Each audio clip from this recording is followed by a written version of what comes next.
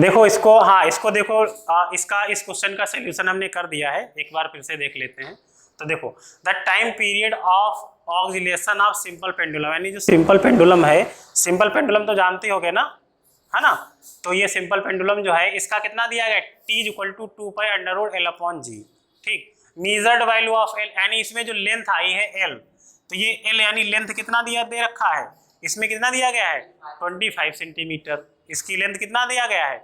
और इसको जो मेजर करने में जो एक्यूरेसी आती है वो कितनी है, एक्यूरेसी 1.7, यानी कि इसका मतलब ये है कि ये इतना एरर देता है, ये क्या कर रहा है पॉइंट, यानी कि 1 mm की एरर देता है। एक्यूरेसी का मतलब है कि इतनी एरर दे रहा होगा जब हम लोग कोई चीज मेजर करते हैं, यानी mm में एरर आएगी। तो यहाँ पे देखो इसको एरर ये हो गई, यानी 1 mm accuracy and time for 50 ऑक्सिलेशंस of the pendulum is found to be 40 second using the wrist watch of first revolution. अब इसमें देखो यहाँ पे तुम्हारा 50 ऑक्सिलेशंस पर तुम्हारा क्या किया गया, of the pendulum is find to be 40 second, यानी कि 50 ऑक्सिलेशन 40 सेकेंड में कर लेता है ना, using wrist watch of the first revolution. यानी जो वॉच का तुम्हारा पहला रिवोल्यूशन है, रिवोल्यूशन का मतलब समझते हो एक चक्कर लगाना, है ना, एक चक्कर लगाना उसमें हो जाता है ना। तो उसमें कितना सेकंड उसको उसके लिए कितना लगता है, 40 सेकंड लगता है ना। अब यहाँ से देखो, अब हम लोग क्या करेंगे, सीधे हमें क्या करना था यहाँ पे कि the percentage error in the determination of G, यानी अगर हमें टी के बारे में इंफॉर्मेशन दी गई हो, एल के बारे में इंफॉर्मेशन दी गई हो, तो जी को अगर हम लोग मेजर करेंगे तो इसकी परसेंटेज एरर इसमें क्या होगी ये बताना है।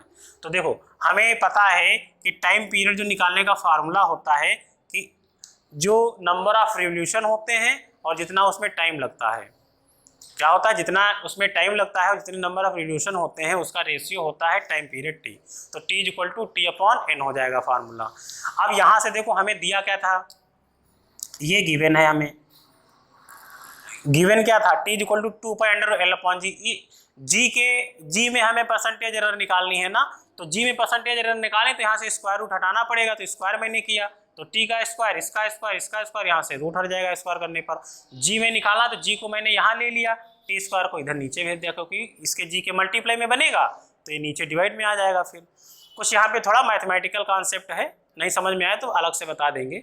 अब जी इक्वल टू 4π² यहाँ से देखो जी इक्वल टू क्या निकल के आ गया, 4π² L/T²। यहाँ से देखो क्या करते हैं, हमें अब यहाँ पे क्या निकालना था, हमें जी में एरर निकालनी है, जहाँ पे आपका 4π²N, हालांकि 50 रिवोल्यूशन है, ये कांस्टेंट, यानी कि रिवोल्यूशन में कोई एरर थोड़े होती है, तो ये तुम्हारा कांस्टेंट की तरह ट्रीट करेंगे।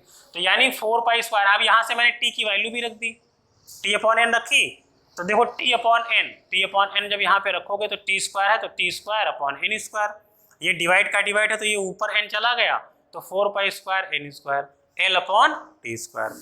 समझ में इतनी बातें आ रही कि नहीं आ रही। अब यहाँ से देखो जी इक्वल टू 4π²N² L/T²। यहाँ से भी देखो मुझे दिखा कि ये चीज़ें कांस्टेंट हैं, यानी इसमें कोई एरर नहीं होने हैं। एरर किसमें होगी, ये जो फिजिकल क्वांटिटी मेजर की गई है, एल और कौन, टाइम। अब इसमें क्या है, इसमें देखो जी, यानी कि जी हमारा केवल कितने पर, किसकी वजह से चेंज होगा, एरर किसकी वजह से आएगा, क्योंकि ये कांस्टेंट है इसकी वजह से एरर आएगा ही नहीं, एल की वजह से आएगा और T² की वजह से आएगा। फिर हम लोग क्या करेंगे, अब इसका परसेंटेज एरर निकालेंगे। तो जी का परसेंटेज एरर निकालने के फार्मूले हमने बता ही रखे थे, ΔG/G × 100, ΔL/L × 100। अब ये यहाँ पे ये तो बात तो चलो समझ में आई कि हाँ ये चलो ΔL/L यहाँ पे है ना, ठीक है। तो यहाँ से हम लोग क्या करेंगे, 4π²N² L/T² था, तो एरर यानी किस पे केवल आएगी, L पर आएगी, और किस पर आएगी, T² पर आएगी, है ना। तो यानी इसी के बेसिस पर हम लोग इस पर एरर निकालेंगे तो ये आ जाएगा। अब इस पे देखो T² यहाँ फ्रैक्शन में दिया गया है, इसको ऊपर अगर लोगे तो यहाँ पे क्या बनता है, ये T⁻² बनता कि नहीं बनता।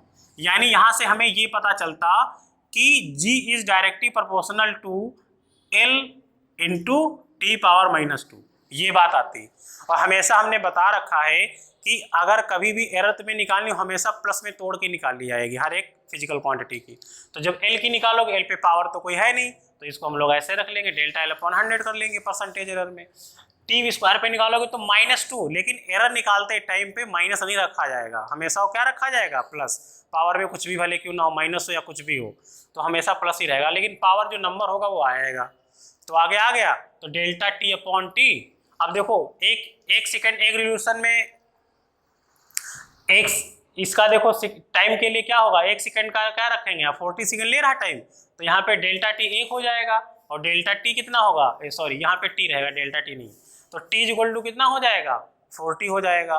तो 40 यानी कि इसको मैंने सॉल्व कर दिया, 0 से 0 कैंसिल किया, 2 जा 5 जा 10।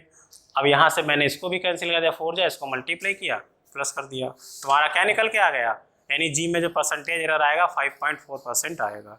ठीक है।